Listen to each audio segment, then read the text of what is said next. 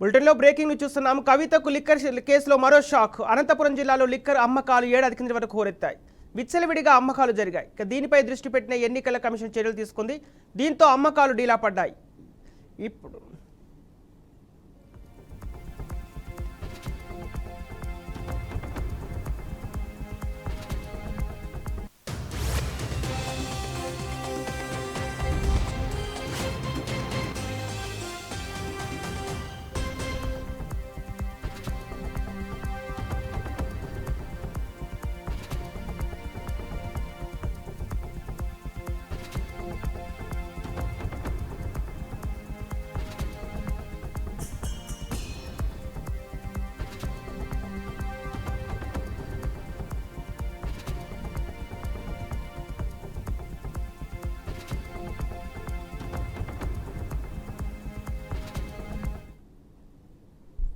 Delhi liquor కేసులో BRS MLC కవితకు మరో షాక్ తగిలింది. కవిత పిటిషన్లను సీబీఐ కోర్టు తిరస్కరించింది. ఇక సీబీఐ దాఖలు చేసిన కవిత కస్టడీ పిటిషన్ల తీర్పును రిజర్వ్లో పెట్టింది.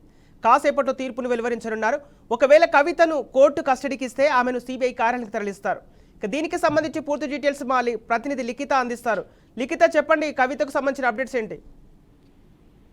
ఇప్పటికే కవిత పెట్టిన 2 పిటిషన్స్ కి సంబంధించి కూడా, అంటే సిబిఐ విచారణకు సంబంధించి కావచ్చు, అంతేకాకుండా దాని బెయిల్ పిటిషన్, అలాగే తనని అనవసరంగా ఇలా ముందస్తు ఎలాంటి సమాచారం ఇవ్వకుండా అరెస్ట్ చేసిన దానిపైన కూడా ఇప్పటికీ కవిత తరపు న్యాయవాదులు తమ వాదనను అయితే వినిపించడం జరిగింది. అంటే ఈ వాదనలన్నీ విన్న కోర్టు అటు సిబిఐ అలాగే ఈడీ ఇటు మిగతా కవితకు సంబంధించిన అన్ని వాదనలు విన్న తర్వాత ప్రస్తుతము ఆ యొక్క పిటిషన్ కవిత పిటిషన్ అయితే కొట్టివేయడం అయితే జరిగింది. ఇక సిబిఐకి అయితే 3 రోజుల కస్టడీ అయితే విధించడం జరిగింది. ఈ నేపథ్యంలో ఈ నెల 15 వరకు సిబిఐ అదుపులోనే కవిత ఉండే విధంగానైతే ఇప్పటికే ఏర్పాటు చేయడం జరిగింది. ఆమెను విచారించాలంటూ కూడా కోర్టు ఆదేశాలు అయితే జారీ చేయడం జరిగింది.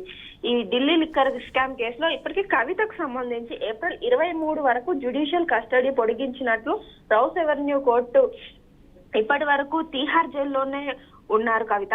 అయితే ఈ తాము బయటకు వస్తే చాలా విషయాలకు సంబంధించి ఈ ఆధారాలన్నీ కూడా తారుమారయ్యే అవకాశాలు ఉన్నాయి కాబట్టి ఎట్టి తనకు బెయిల్ ఇవ్వకూడదు అంటూ ఇప్పటికే ఈడీ కావచ్చు సిబిఐ కావచ్చు తమ వాదనను అయితే వినిపించడం జరిగింది. ఇక మార్చి 26 నుంచి ఆమె తీహార్ జైల్లోనే జ్యుడిషియల్ కస్టడీలో ఉన్నట్లయితే తెలిసింది. ఇక ఇప్పటి వరకు తనను విచారించిన సమయంలో వారు అడిగిన ప్రశ్నలకు కావచ్చు, అంతేకాకుండా ఈ మిగతా వివరాలకు సంబంధించిన విషయాలు ఏవి కూడా తాను సరిగ్గా రివీల్ చేయకపోవడము, అలాగే తనకు సంబంధించిన సన్నిహితులకు ఫోన్లను స్వాధీనం చేసుకున్న పోలీసులు వారి నుండి డేటాను, అయితే వాళ్ళకి సంబంధించిన వాట్సాప్ కావచ్చు, ఇన్స్టాగ్రామ్ కావచ్చు, ఇతరత్ర యాప్లకు సంబంధించిన పూర్తి డేటాను అయితే కవిత ముందు ఉంచి తనని ప్రశ్నించినా కానీ వాటి నుండి కూడా సరైన సమాధానం లేకపోవడం, అంత ఆధారాలు ఉన్నప్పటికీ కూడా కవిత సరైన సమాధానాలు చెప్పకపోవడంతో మరికొద్ది రోజులు తనని విచారించే విధంగానైతే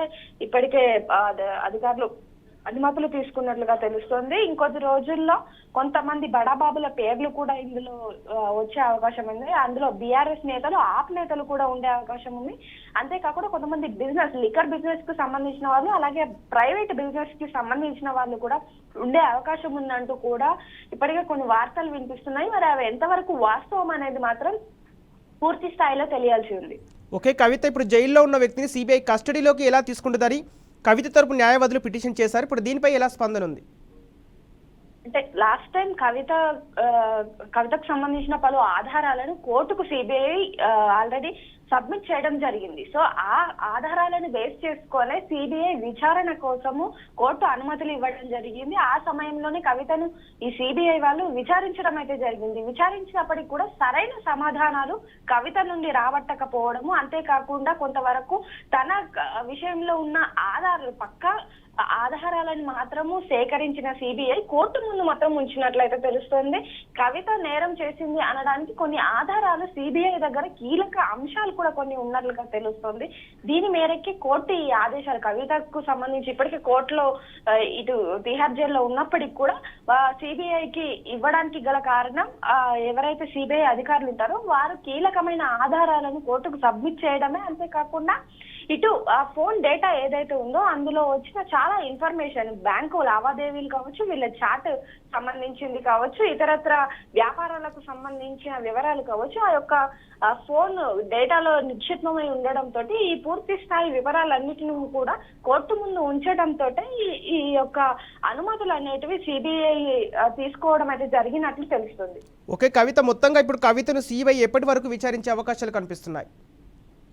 మరో 2 రోజుల వరకు అయితే తనని విచారించే అవకాశం ఉంది. అంటే ఏప్రిల్ 15 వరకు విచారిస్తుంది. దాని తర్వాత కూడా వాళ్ళు సాటిస్ఫై అయ్యారా లేదా, అంతే తనకు సంబంధించిన కీలక విషయాల గురించి కూడా ప్రశ్నించనున్నారు. అంటే ఆధారాలు పూర్తి స్థాయిలో తన ముందు పెట్టి మరి మాట్లాడే అవకాశం ఉంది.